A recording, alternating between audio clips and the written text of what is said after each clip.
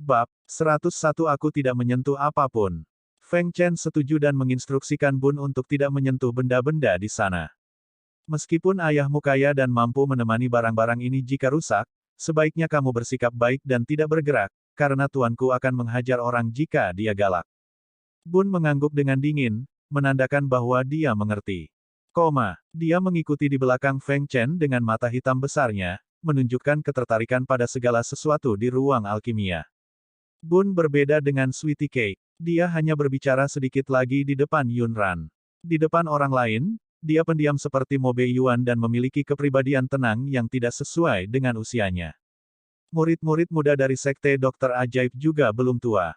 Ketika mereka melihat anak laki-laki berusia 3,5 tahun itu berjongkok dengan patuh di bangku dengan ekspresi dingin, salah satu dari mereka mau tidak mau menggodanya dengan pil. Bayi kecil, apakah kamu mau permen? Saya punya permen enak di sini. Apakah kamu mau beberapa? Bun mendongak dan berkata dengan suara kekanak-kanakan namun tenang, apa yang kamu pegang bukanlah permen, tapi pil. Tidak bisakah para murid dari Sekte Dokter Ajaib membedakan antara permen dan pil? Kata-kata Pak kecil itu menghibur murid-murid lain dari Sekte Dokter Ajaib. Murid yang menggodanya merasa telah ditegur oleh seorang anak kecil dan merasa sedikit malu. Siapa yang bilang, ini permen? Kelihatannya seperti pil. Bun mengangkat dagunya dan memandang dengan acuh tak acuh. Dia jelas masih anak-anak, tapi matanya yang hitam seperti batu giok membuat orang merasa dia sudah melihat semuanya. Karena ini permen, makanlah sendiri. Ekspresi orang itu membeku. Siapa yang mau makan pil obat tanpa alasan? Apalagi pil obat ini sebenarnya adalah limbah yang telah dimurnikan sebelumnya dan tidak berguna bagi tubuh. Dia hanya ingin melihat ekspresi anak ini ketika dia memakannya nanti dan menyadari bahwa dia telah ditipu. Saya tidak suka permen. Di sini, Bun sedikit mengernyit dan memandangnya seolah sedang memandang orang bodoh. Saya juga tidak suka permen, tapi saya sarankan Anda melihat otak Anda. Anda mungkin tidak memiliki otak yang baik jika Anda memperlakukan pil yang tidak berguna sebagai permen. Anak kecil, bagaimana kamu tahu ini adalah pil obat yang tidak berguna? Pada saat ini, suara yang agak rendah dan dalam terdengar. Itu adalah penatua ketiga dari Sekte Dokter Ajaib. Bun memandangnya dan menjawab dengan suara lembut, Paman Feng Chen berkata bahwa bau pil yang tidak berguna tercampur dan berbau hangus. Ada perbedaan kualitas dan banyak retakan di permukaan. Itu adalah pil yang tidak berguna. Tetua ketiga terkejut. Seorang anak berusia 3 tahun sebenarnya bisa mengatakan hal seperti itu dengan jelas. Tunggu, itu tidak benar. Anda tidak melakukan kontak dengan pil itu sama sekali. Bagaimana Anda tahu kalau itu berbau gosong? Kamu tidak berbohong, kan? Bun mengerutkan hidung kecilnya dan sedikit tidak senang. Saya tidak berbohong. Bau pil ini sangat menyengat. Tidak bisakah kamu mencium baunya? Mengapa orang tua ini menanyakan pertanyaan aneh seperti itu? Jelas sekali pil itu berbau tidak enak, tetapi dia tetap mengatakan bahwa dia berbohong. Ibu tidak suka anak berbohong, jadi aku tidak akan berbohong. Bukankah Paman Feng Chen mengatakan bahwa Sekte Dokter Ajaib sangat kuat? Mungkinkah Paman Feng Chen berbohong kepada seorang anak kecil? Jika itu masalahnya, dia tidak ingin pergi ke Sekte Dokter Ajaib. Feng Chen bersin dengan keras. Dia berbalik dan menyadari bahwa Bun dikelilingi oleh sekelompok murid dari Miracle Doctor Sect. Tubuh tuannya tampak gemetar. Mustahil. Mungkinkah Bun kecil itu tidak mendengarkannya dan menyentuh sesuatu yang tidak seharusnya dia sentuh? Feng Chen buru-buru bergegas dan berkata, Tuan, jangan marah dan sakiti tubuhmu. Apakah Pak kecil ini menyentuh tanaman obatmu yang berharga? Tidak apa-apa. Ayahnya kaya. Minta saja kompensasi pada ayahnya. Mendengar ini, Bun sedikit tidak senang dan langsung menjawab, saya tidak menyentuh apapun. Tetua ketiga memelototi Feng Chen. Siapa yang marah? Apakah saya tipe orang yang mudah marah? Saya sedang mengobrol dengan anak kecil ini. Bab 102 tidak terlalu cerdas. Feng Chen bertanya, lalu mengapa kamu gemetar karena marah? Dasar bocah nakal, diamlah. Saya hanya bersemangat, mengerti. Tetua ketiga berbalik dan tersenyum ramah pada Pak kecil itu. Tidak disangka dia bisa mencium aroma pil obat itu dari jarak sejauh itu, sayang sekali jika seorang anak dengan indera penciuman yang begitu sensitif tidak mempelajari alkimia. Sudah lama sekali sejak Sekte Dokter Ajaib mereka menerima murid yang berbakat. Selama pertemuan sekte ini, dia tidak menemukan bibit bagus yang menarik perhatiannya. Dia pasti akan merekrut bayi ini. Namun, ia harus menguji kembali indera penciuman anak tersebut agar tidak melakukan kesalahan. Apakah kamu ingin bermain-main denganku, boneka? Saya tidak. Bun tidak suka bermain-main, jadi dia dengan tegas menolak sarannya.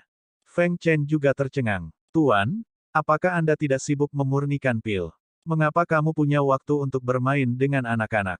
Tetua ketiga menamparkan lengannya. Apa yang Anda tahu? Guru telah menemukan bibit yang sangat berbakat. Alkimia tidak sepenting bibit langka yang bagus ini. Namun, garis keturunan anak ini sedikit kurang memuaskan. Dia sebenarnya adalah anak Mo Beiyuan. Bibit yang bagus. Siapa yang Anda bicarakan? Sanggul. Apakah dia memiliki bakat untuk belajar kedokteran? Feng Chen tahu bahwa kriteria gurunya dalam menerima murid sangatlah keras. Biasanya, orang lainlah yang datang memintanya menjadi tuan mereka. Dia belum pernah melihat lelaki tua itu ingin mengambil orang lain sebagai muridnya. Oleh karena itu, ketika Bun ingin belajar alkimia, Feng Chen berencana untuk mengajarinya sendiri. Dia tidak berencana untuk membiarkan dia bergabung dengan Miracle Doctor Sect. Namun, pada saat ini, gurunya sebenarnya mengatakan bahwa Pak kecil ini berbakat. Tunggu, apakah guru ingin mengambil Pak kecil ini sebagai muridnya? Jika tuannya menerima Bun, maka Bun akan menjadi adiknya. Lalu bukankah Ah Yuan akan menjadi generasi yang lebih tinggi darinya dalam hal senioritas? Dari kakak laki-laki menjadi penatua. Tidak, guru, jangan rebut muridku. Dia sudah bersiap untuk menganggapku sebagai tuannya. Bun mengedipkan matanya yang besar dan tidak membantah perkataan Feng Chen. Dia hanya bertanya kepadanya, Paman Feng Chen, sekte dokter ajaibmu tampaknya tidak pintar sama sekali. Apakah kamu benar-benar sangat kuat? Feng Chen juga tercengang. Para murid muda dari Miracle Doctor Sect tidak bisa berkata-kata. Bahkan tetua ketiga pun tercengang. Apakah sekte dokter ajaib mereka terlihat bodoh? Jadi, siapa yang melakukan tindakan bodoh hingga membuat anak ini berpikir bahwa orang-orang dari sekte dokter ajaib itu bodoh? Murid muda yang berpura-pura menjadi pil obat yang tidak berguna adalah permen jelas menjadi incaran semua orang.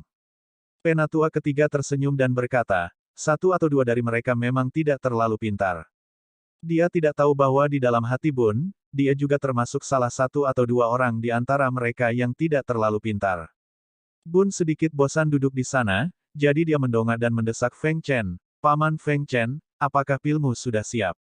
Feng Chen berkata, apakah menurutmu memurnikan pil itu mudah?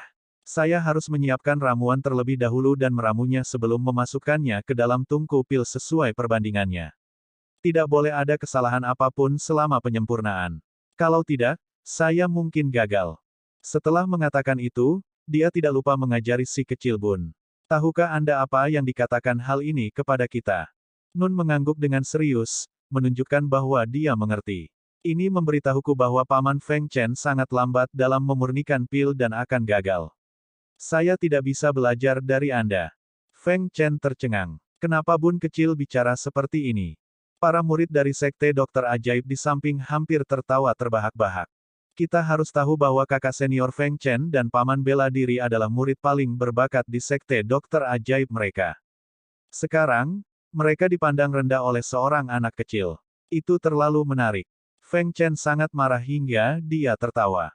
Ia pun ingin melihat bakat bocah berusia 3,5 tahun ini. Bun, apakah kamu ingin bermain game? Apakah kamu tidak suka kristal? Mari gunakan kristal sebagai chip untuk bermain game. Bagaimana tentang itu? Bab 103. Apakah mereka semua sangat miskin? Bun tidak tertarik bermain game, tetapi Feng Chen tahu bahwa dia menyukai kristal binatang iblis. Kristal, batu indah favorit Sweetie Cake. Oke, seperti yang diharapkan, ketika Bun mendengar bahwa dia bisa menerima kristal untuk kemenangan, dia mengangguk dengan sigap. Ini adalah rencana Feng Chen. Ketika saatnya tiba, dia sengaja kalah dalam 2 ronde dan membiarkan Bun memenangkan 2 kristal. Dia tidak bisa melukai hati Pak kecil yang masih muda dan rapuh itu. Lagi pula, Pak kecilnya adalah yang terlemah di antara keluarga beranggotakan 4 orang. Bagaimana? Bun tertarik. Mata hitamnya seterang permata. Feng Chen tidak berniat memperlakukan Bun sebagai lawan. Lagi pula, Pak kecil itu baru berusia 3,5 tahun dan tidak tahu apa-apa tentang pengobatan. Jika dia serius, dia akan menindas seorang anak. Oleh karena itu, ia dengan santai berkata, permainan yang kami mainkan disebut menebak tanaman obat dan pil obat. Kita akan mencium setiap ramuan obat dan pil obat terlebih dahulu dan mengingat baunya.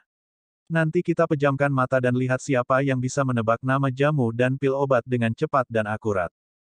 Ini terdengar sederhana, namun sebenarnya tidak mudah. Ini karena seseorang tidak hanya harus mengingat bau jamu dan pil tersebut tetapi juga memiliki nama yang rumit. Belum lagi seorang anak kecil, bahkan murid dari sekte dokter ajaib pun mungkin tidak bisa melakukannya dengan benar.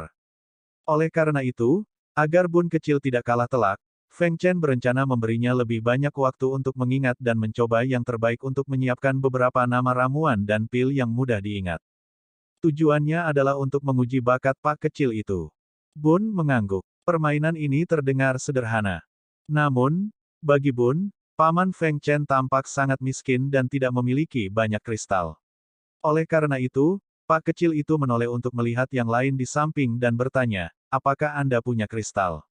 Apakah kamu ingin bermain bersama? Penatua ketiga bertanya-tanya, mengapa anak ini berubah begitu cepat? Bukankah dia baru saja mengatakan bahwa dia tidak ingin bermain-main? Kristal, dia memilikinya. Namun, jika seorang tetua dari sekte tabib ajaib bermain dengan anak berusia 3 tahun, itu mungkin tidak akan dianggap sebagai penindasan terhadap generasi muda, melainkan seorang anak kecil. Dia tidak mampu kehilangan muka. Murid dari sekte dokter ajaib sama sekali tidak ingin bermain-main dengan anak kecil ini, jadi mereka tidak mengatakan apapun. Bun sedikit kecewa. Dia menghela nafas dan berkata, Paman Feng Chen, bukankah kamu mengatakan bahwa seseorang bisa menjadi kaya dengan mengolah pil alkimia? Lalu mengapa orang-orang dari sekte dokter ajaib Anda begitu miskin? Mereka bahkan tidak memiliki kristal. Tetua ketiga merasa bahwa dia tidak bisa membiarkan anak sekecil itu meremehkan sekte dokter ajaib mereka. Siapa bilang kita tidak punya kristal? Ya, kalian semua, keluarkan kristalmu dan bermainlah dengan anak kecil ini. Sejak tetua ketiga berbicara, para murid muda dari sekte dokter ajaib tentu saja tidak bisa menolak. Mereka hanya dapat mengambil 1 atau 2 kristal berharga yang telah mereka simpan. Walaupun Bun merasa kristal-kristal itu lebih kecil dari kristal yang diberikan ibu dan ayahnya pada Sweetie Cake, itu lebih baik daripada tidak sama sekali. Paman Feng Chen, pinjamkan aku kristal dulu. Saya akan mengembalikannya kepada Anda ketika saya menang. Semua orang mengira mereka hanya membujuknya untuk bermain. Mereka tidak menyangka anak berusia 3,5 tahun seperti dia benar-benar bisa mengalahkan mereka. Oleh karena itu, meskipun Bun tidak mengambil kristal sebagai tiang pancang, mereka tidak akan mengatakan apapun. Namun, anak kecil ini sebenarnya meminjam kristal dari Feng Chen sebagai alat tawar-menawarnya dan bersaing dengan mereka secara setara. Hal ini mengejutkan para murid muda dari Miracle Doctor Sect. Tetua ketiga juga terkejut. Garis keturunan Mo Bei Yuan tidak tersesat. Kemudian dia akan membantu membawanya kembali dan mengajarinya dengan baik, jangan sampai dia tumbuh menjadi seperti ayahnya. Bab 104 hanya 3,5. Feng Chen menyerahkan kristal kepada Bun. Dengan cara ini, setiap orang menempatkan kristal di depan mereka sebagai alat tawar-menawar. Aturannya sangat sederhana. Pil obat dan jamu yang perlu diuji diletakkan di atas meja. Kemudian, semua orang mengelilingi meja untuk mengidentifikasi tanaman obat dan pil obat tersebut. Setelah sekitar 10 menit, semua orang ditutup matanya.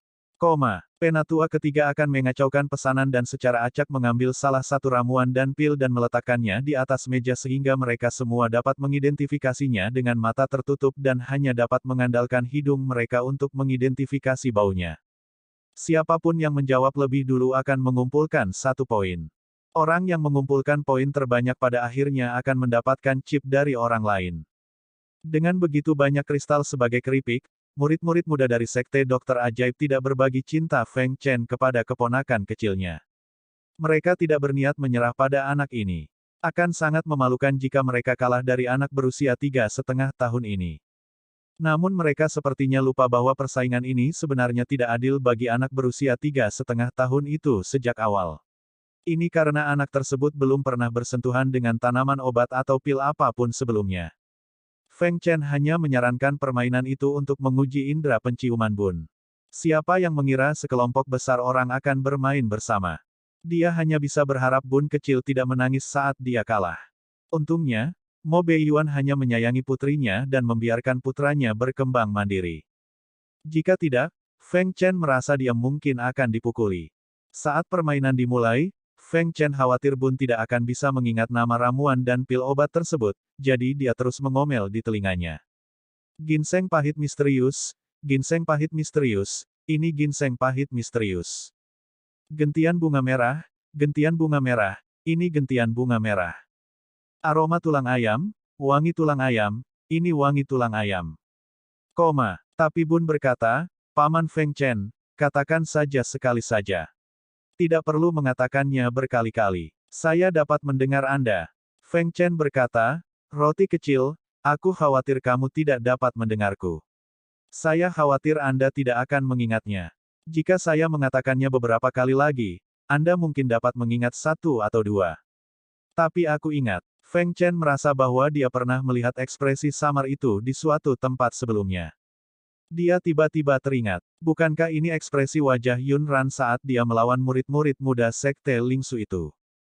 Dia pasti berpikir terlalu banyak. Bun lahir dari pasangan Yun Ran, jadi wajar jika mereka terkadang terlihat mirip. Tidak apa-apa. Nantinya, Anda hanya perlu menjawab satu dengan benar. Itu sudah sangat mengesankan karena Anda baru berusia 3,5 tahun. Masing-masing dari mereka 10 tahun lebih tua darimu. Feng Chen merasa bahwa dia harus mengajari Bun kecil filosofi hidup terlebih dahulu. Misalnya, seseorang harus berpikiran terbuka dalam segala hal dan tidak terlalu kalkulatif dalam menang atau kalah. Namun, setelah permainan dimulai, Feng Chen dan murid-murid dari Sekte Dokter Ajaib sudah mulai meragukan kehidupan mereka. Itu karena jawaban Bun datang sebelum tetua ketiga bisa meletakkan ramuannya. Saat anak itu berbicara tadi, dia pelan, seolah dia baru bangun tidur. Tanpa diduga, dia berbicara dengan cepat selama pertandingan. Dia tidak memberi mereka kesempatan untuk menjawab. Mentalitas Feng Chen berubah dari khawatir terhadap hati Bun yang muda dan rapuh menjadi terpukul yang belum pernah terjadi sebelumnya. Dia mengetahuinya. Bagaimana mungkin ada anak biasa dalam keluarga beranggotakan 4 orang itu?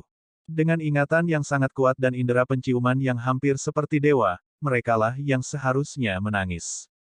Bab 105 Apakah garis darahku membutuhkan identitas lain? Bun memasukkan semua kristal itu ke dalam tas kain kecil yang dibawanya. Ekspresinya masih sangat tenang. Masih jauh dari pengangkutan kristal yang akan dia berikan pada Sweetie Cake. Apakah kamu masih ingin bermain? Semua orang dengan cepat menggelengkan kepala dan melambaikan tangan. Saya tidak bermain lagi. Aku tidak bermain lagi.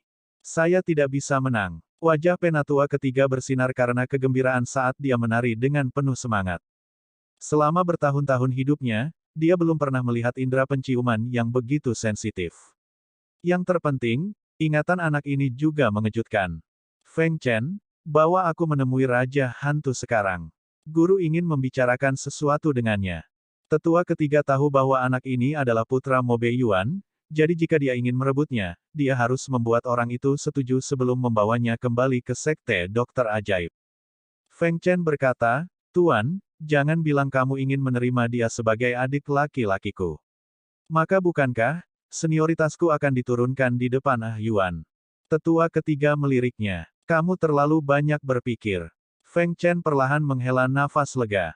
Kalau begitu aku lega. Penjaga rahasia datang untuk melaporkan bahwa penatua ketiga dari Sekte Dokter Ajaib telah tiba. Mo Beiyuan dan Yun Ran berpikir bahwa pil obat yang mereka butuhkan telah dimurnikan dan tetua ketiga secara pribadi mengirimkannya kepada mereka. Tanpa diduga, tetua ketiga berkata sambil tersenyum, putramu cerdas dan berbakat.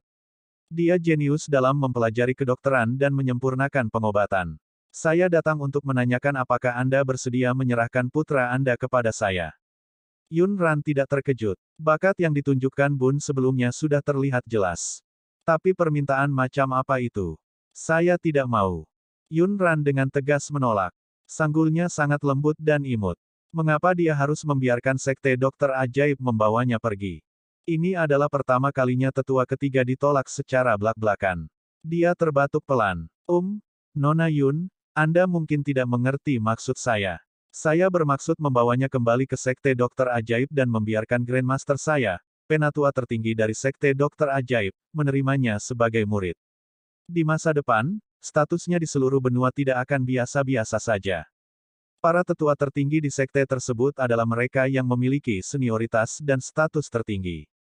Orang dari Miracle Doctor Sect ini bahkan lebih mengesankan. Dia dua senioritas lebih tinggi dari semua master sekte. Jika Bun menjadi muridnya, maka semua ketua sekte harus memanggil Pak Kecil itu sebagai paman tuan kecil. Feng Chen memikirkan senioritas sekte ini. Oleh karena itu, ketika gurunya mengatakan bahwa dia terlalu banyak berpikir, yang dia maksud adalah Bun bukanlah adik laki-lakinya, melainkan Grandmaster kecilnya. Yun Ran tidak peduli apakah itu orang yang lebih tua atau bukan. Bunnya baru berusia 3,5 tahun. Dia tidak ingin mengusir anak itu. Terlebih lagi, Yun Ran merasa bahwa dalam situasi saat ini, dia hanya akan merasa nyaman jika Pak Kecil itu ada di sisinya. Oh, aku akan mengatakannya lagi. Bun kami masih terlalu muda. Saya tidak bermaksud membiarkan dia meninggalkan orang tuanya. Namun, tetua ketiga sedikit gigih. Nona Yun, apakah kamu tidak akan menanyakan pendapat anak ini? Siapa tahu, dia mungkin bersedia pergi bersama kita. Bun tidak pernah merasa aman dan takut dia dan Mo Bei Yuan tiba-tiba meninggalkannya. Oleh karena itu, Yun Ran mengetahui pilihan Bun. Bertemu dengan mata hitam besar Bun, Yun Ran menyentuh bagian atas kepalanya dengan lembut. Tidak, dia tidak melakukannya. Bun sangat senang. Dia menggesek sisi Yun Ran. Sekarang, dia akhirnya terlihat seperti bayi. Saya tidak akan pergi ke Sekte Tabib Ajaib. Saya ingin tinggal dan melindungi ibu dan kakak. Tetua ketiga berpikir, wanita ini terlalu picik. Dia tidak tega anaknya meninggalkan sisinya. Dia adalah wanita yang sederhana. Maka dia hanya bisa meyakinkan Mo Bei Yuan. Raja hantu harusnya tahu apa yang harus dilakukan. Itu adalah pilihan terbaik untuk anak ini.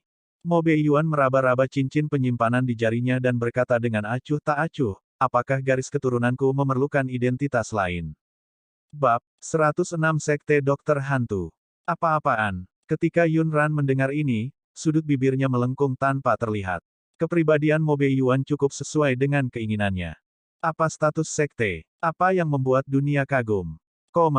Yang dia inginkan adalah kedua anaknya tumbuh bahagia. Ini juga yang dia cari dalam kiamat. Namun, kata-kata Mo Bei Yuan membuat tetua ketiga tidak senang. Raja hantu, apakah kamu meremehkan sekte dokter ajaib kami? Lalu mengapa Anda membutuhkan saya untuk menyempurnakan pil ini untuk Anda? Kamu harus mencari orang lain. Dia datang secara pribadi dan bahkan mengeluarkan penatua tertinggi dari sekte dokter ajaib.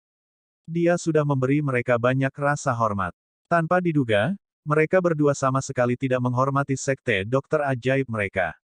Yun Ran sedikit mengernyit. Apa maksud dari tetua ketiga dari sekte dokter ajaib? Mungkinkah dia menyukai bakat Bun dan merasa mereka meremehkan sekte dokter ajaib jika mereka tidak setuju? Logika macam apa ini? Feng Chen berada dalam posisi yang sulit. Di satu sisi adalah saudara baiknya, dan di sisi lain adalah sekte gurunya. Tuan, bukan itu yang dimaksud Yuan. Dia tidak tega berpisah dengan putra kesayangannya. Lagi pula, Bun juga rindu kampung halaman. Tanpa diduga, Mo Bei Yuan tidak berniat menyerah. Dia berkata terus terang, kalau begitu saya tidak akan merepotkan sekte dokter ajaib. Dalam kemarahannya, tetua ketiga tidak mau kalah. Baiklah, kalau begitu aku ingin melihat siapa lagi di seluruh benua 5 negara yang dapat menyempurnakan pil pemanjang hidup ini untukmu selain dari sekte dokter ajaib kami. Setelah mengatakan itu, dia bahkan menatap Feng Chen. Jika kamu berani membantu mereka, pergilah dari Miracle Doctor Sect. Saya anggap saya tidak pernah menerima Anda sebagai murid saya. Itu sangat sulit bagi Feng Chen. Dia mengedipkan mata pada Mo Bei Yuan dengan gila. Namun, Mo Bei Yuan mengabaikan tindakan kecilnya. Feng Chen melihat bahwa orang ini tidak dapat dibujuk. Dia hanya bisa menaruh harapannya pada Yun Ran. Yun Ran seharusnya lebih mudah diajak bicara daripada Mo Bei Yuan. Saudari Yun Ran, lihat, ini. Sudut bibir Yun Ran bergerak sedikit, dan senyuman malas muncul di wajah cantiknya. Mengancam kita, itu menarik. Anda sebaiknya berdoa agar sekte dokter ajaib tidak memohon kepada saya di masa depan. Feng Chen bertanya-tanya apakah Suster Yun Ran salah. Dia telah memintanya untuk melunakkan pendiriannya dan tidak melawan. Kalau begitu, tuannya mungkin akan lebih marah. Benar saja, tetua ketiga sangat marah hingga janggutnya bergetar. Lelucon yang luar biasa. Sekte dokter ajaib telah didirikan di benua ini selama hampir 1000 tahun. Hanya orang lain yang memohon pada kita. Tidak ada alasan bagi kami untuk mengemis kepada orang lain. Yun Ran tersenyum. Jadi begitu. Maka sekte dokter ajaib Anda akan diganti dalam waktu kurang dari 10 tahun. Apa katamu? Anda seorang gadis kecil dan tidak tahu apa-apa. Tidak apa-apa jika kamu tidak menghormatiku, tetapi kamu benar-benar berani mengutuk sekte dokter ajaibku. Penghinaan terhadap sekte ini lebih besar dari apapun. Ketika penatua ketiga dari sekte dokter ajaib mendengar ini, wajahnya menjadi semakin merah. Dia memelototinya dengan marah. Yun Ran sangat marah.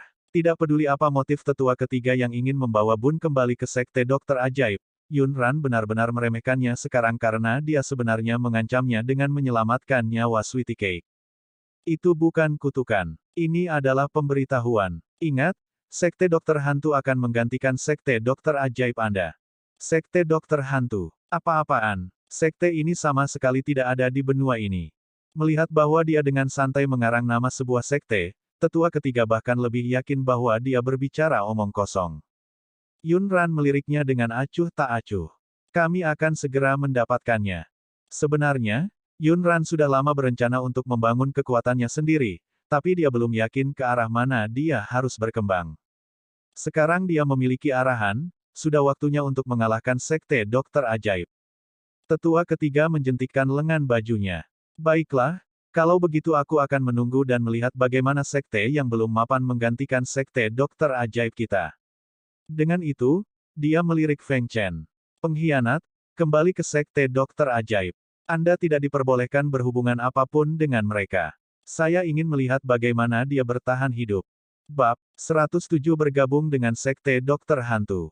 Feng Chen memandang kakak laki-lakinya yang baik dan kemudian ke Sweetie Cake dan Bun. Ekspresi serius muncul di wajahnya yang biasanya ceria. Matanya menjadi gelap dan dia tiba-tiba berlutut, bersujud ke arah tetua ketiga. Tuan, Yuan pernah menyelamatkan hidupku. Kami telah menjadi saudara yang baik selama lebih dari 10 tahun. Saya pernah bersumpah bahwa hidup saya adalah miliknya, jadi mohon maafkan saya karena tidak berbakti. Penatua ketiga tidak mengharapkan muridnya yang paling berharga mengkhianati dia dan sektenya. Dia sangat marah sehingga dia malah tertawa. Bagus, bagus, bagus, sangat bagus. Saat itu aku buta untuk menerima orang yang tidak tahu berterima kasih sepertimu. Hari ini, saya akan melakukan apa yang Anda inginkan dan mengeluarkan Anda dari sekte. Feng Chen, saya ingin Anda bersumpah kepada dewa bahwa mulai sekarang, Anda tidak diperbolehkan menggunakan keterampilan medis apapun yang dipelajari dari sekte dokter ajaib untuk menyelamatkan orang. Anda juga tidak diperbolehkan menggunakan formula pil apapun dari sekte dokter ajaib, untuk memurnikan pil. Jika tidak, Anda pasti akan menderita pembalasan surgawi. Penatua ketiga tahu bahwa Feng Chen selalu bangga dengan keterampilan medis dan keterampilan alkimianya. Tanpa ini, dia bukan siapa-siapa. Dengan ini sebagai ancaman, Feng Chen pasti akan ragu-ragu dalam keputusannya. Namun, dia tidak pernah menyangka Feng Chen akan bersumpah sesuai dengan apa yang dia katakan tanpa banyak berpikir. Saya, Feng Chen, bersumpah kepada dewa bahwa mulai sekarang, saya tidak akan lagi menggunakan apa yang telah diajarkan oleh sekte dokter ajaib atau menggunakan formula pil dari sekte dokter ajaib untuk memurnikan obat. Kalau tidak, aku pasti akan menderita murka surga. Bibir tipis Mo Bei Yuan yang tegas membentuk garis. Punggungnya kaku, dan matanya dipenuhi kesabaran. Dia menarik napas dalam-dalam dan berkata dengan suara serak, kamu tidak perlu melakukan ini. Feng Chen memberinya senyuman pahit dan tidak berbicara lagi. Dalam situasi saat ini, Feng Chen merasa harus mengambil tanggung jawab. Dia seharusnya tidak membawa Bun kecil ke ruang alkimia. Mata Yun Ran menjadi gelap dan dia menggelengkan kepalanya, merasa bahwa dia mungkin salah mengira atribut dari sekte dokter ajaib. Dia bertanya-tanya apakah niat awal nenek moyang sekte dokter ajaib ratusan tahun yang lalu adalah untuk menyelamatkan nyawa dan menyembuhkan luka. Namun, sekte dokter ajaib saat ini membawa utilitarianisme yang kuat, baik dalam praktik medis, penyempurnaan pil, atau menerima murid. Jika bukan karena uang, maka itu demi ketenaran. Itu lebih seperti sebuah organisasi bisnis. Karakter Penatua ketiga tidak bisa dikatakan buruk, tetapi dia adalah seorang egois klasik. Demi apa yang disebut martabatnya, dia sebenarnya tidak peduli dengan hubungan guru-murid mereka di masa lalu. Mengajukan permintaan seperti itu berarti memberi Feng Chen jalan keluar dan membuatnya tidak dapat pulih selama sisa hidupnya. Feng Chen dan Mo Beiyuan benar-benar bersaudara. Dia masih terlalu muda. Lupakan saja, dia akan membantunya. Feng Chen, karena kamu telah meninggalkan Sekte Dokter Ajaib, apakah kamu bersedia bergabung dengan Sekte Dokter Hantu? Feng Chen tercengang. Tunggu, apakah benar ada Sekte Dokter Hantu di 5 negara? Kenapa aku belum pernah mendengarnya? Feng Chen sangat ketakutan dengan kata-katanya sehingga dia melupakan kesedihannya. Yun Ran mengangkat alisnya dan meliriknya. Oh, aku baru saja menemukan sebuah nama. Tentu saja, Anda belum pernah mendengarnya sebelumnya. Feng Chen memberinya tatapan yang mengatakan, apakah kamu bercanda? Tanpa diduga, Bun kecil tiba-tiba berkata, Ibu, saya ingin bergabung dengan Sekte Dokter Hantu. Sekte Dokter Hantu terdengar sangat kuat. Feng Chen bergumam, kuat sekali. Bahkan tidak ada bayangan sekte tersebut.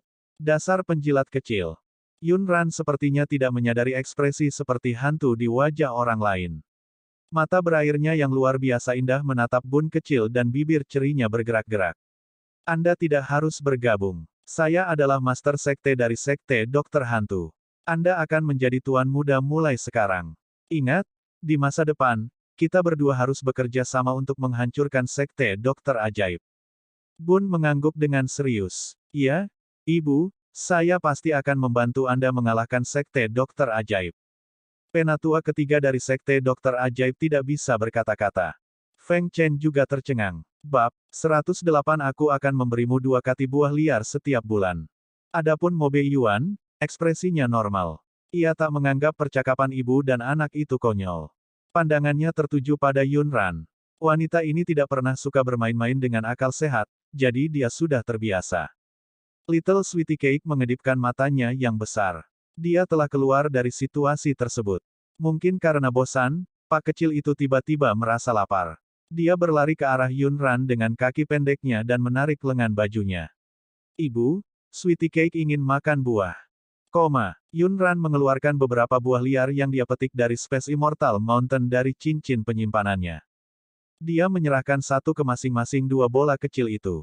Kedua anak itu memegang buah-buahan dan memakannya.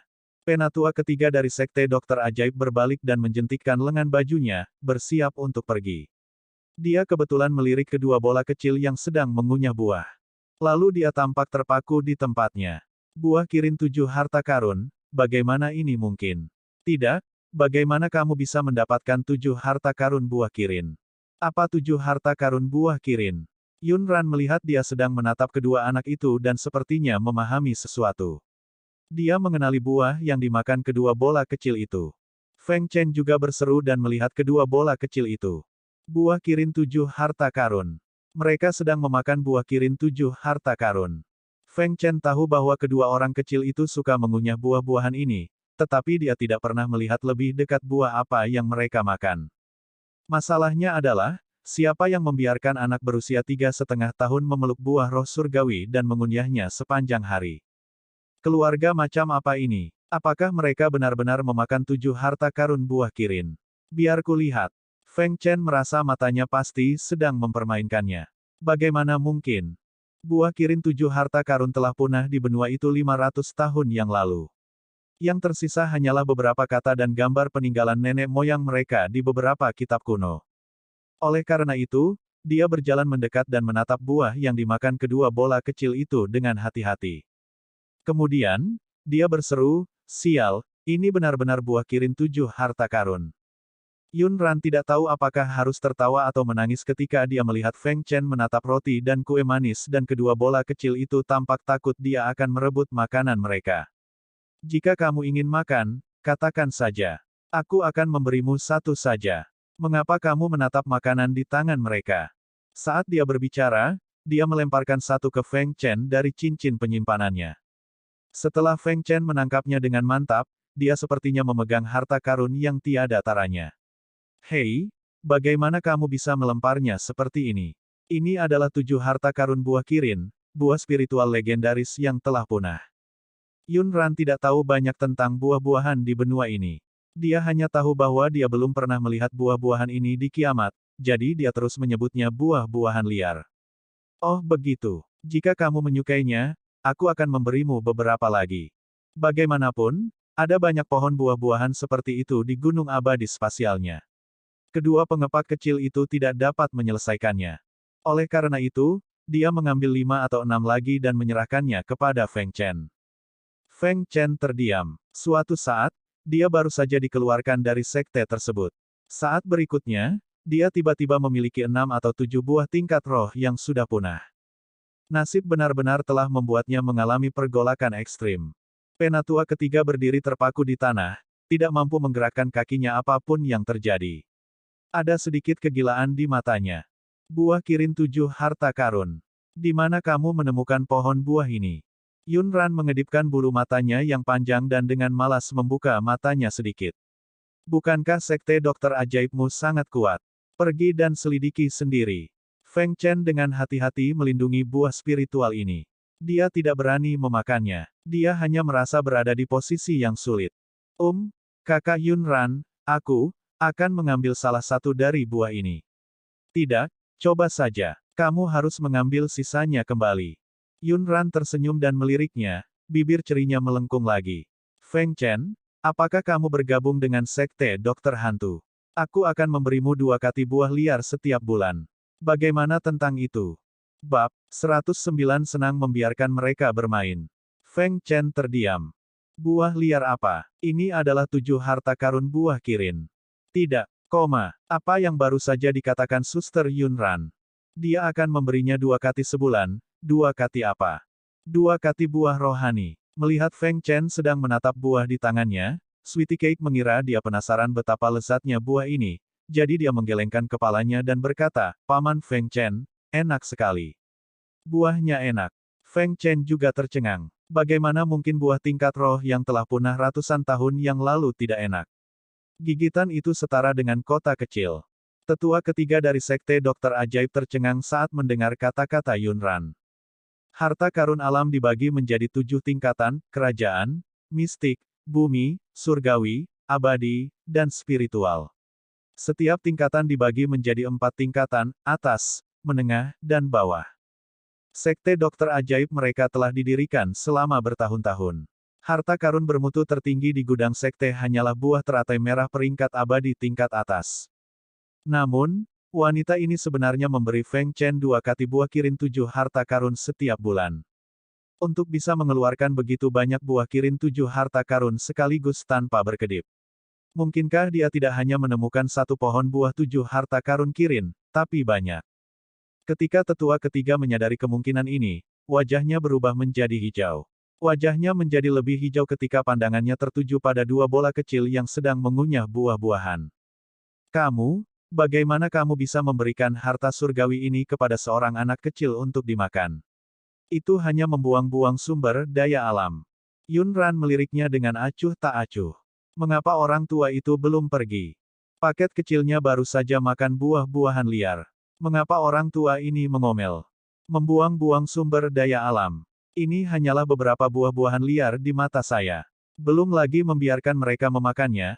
Aku bahkan rela membiarkan mereka membuangnya untuk bersenang-senang.